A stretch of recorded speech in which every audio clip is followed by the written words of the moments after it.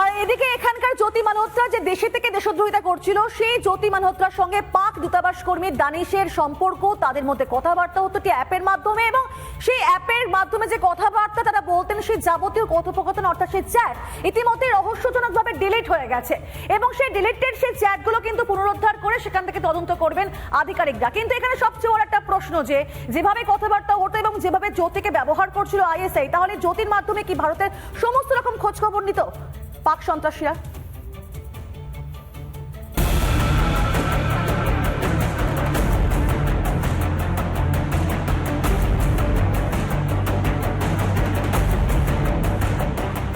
রহস্যে ভরপুর পাক গুপ্তচর জ্যোতি মালহোত্রা।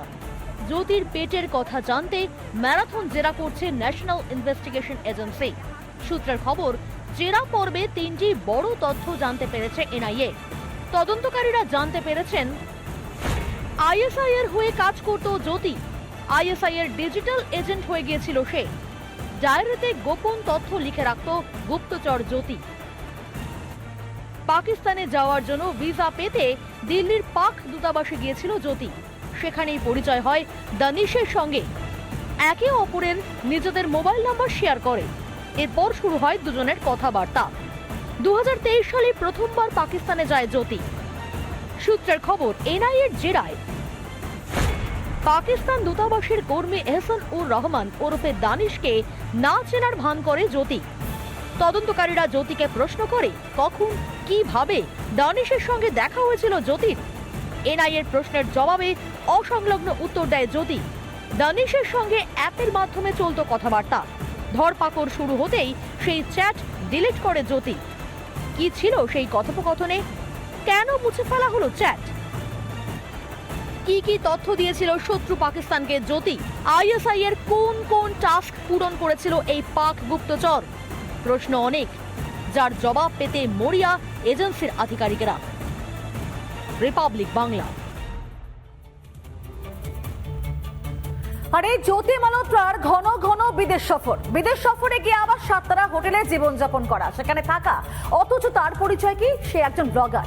এই ব্লগার জ্যোতি মালহোত্রা কিভাবে পাক গুপ্তচর হয়ে উঠলো, এবং সেই গুপ্তচর হবার পর কিভাবে একের পর এক তথ্যগুলো পাঠাতো সেখানে, এটাই এখন সবচেয়ে বড় প্রশ্ন, এবং সেই তদন্ত কিন্তু করছেন ইতিমধ্যেই আধিকারিকরা। ঘন ঘন বিদেশ সফর জ্যোতির। বিদেশ মানেই 7 স্টার হোটেল। এ যেন রূপকথার জগৎ। বছর কয়েক আগেও যার পাসপোর্ট ছিল সাদামাটা, এখন সেই পাসপোর্টে বিদেশের ছাপ। কখনো দুবাই তো কখনো ইন্দোনেশিয়া। আর হ্যাঁ, পাকিস্তান। হরিয়ানার জ্যোতি মালহোত্রা, যার পরিচয় এখন দেশের শত্রু। আইএসআইয়ের সঙ্গে যোগসাজশ বাড়তেই বদলে যায় জ্যোতির জীবন। বিমানে বিজনেস ক্লাসে সফর, সুটকেস খুললেই ঝলমলে ডিজাইনার পোশাক। প্রশ্ন একটাই, এই টাকার উৎস কি? সামান্য একজন ইউটিউবারের কাছে এত টাকা কিভাবে আসে? তদন্তকারীদের অনুমান, পাকিস্তানি গোয়েন্দা সংস্থা আইএসআই এর মারফত নিয়মিত আসত অর্থ। সূত্রের খবর, আইএসআই এর হয়ে কাজ করত এই জ্যোতি। তদন্তকারীদের ভাবাচ্ছে একাধিক প্রশ্ন। কোথা থেকে আসতো তার বিদেশ ভ্রমণের টাকা? কার কথায় কেন প্রথমবার পাকিস্তানে যায় জ্যোতি? 2024-এ কেন ভিসার মেয়াদ বাড়ায় জ্যোতি? ভিডিও কন্টেন্ট তৈরি, ভিসা তৈরিতে কারা সাহায্য করত জ্যোতিকে? সূত্রের খবর, জ্যোতির থেকে এসব তথ্য জানতে চান তদন্তকারীরা।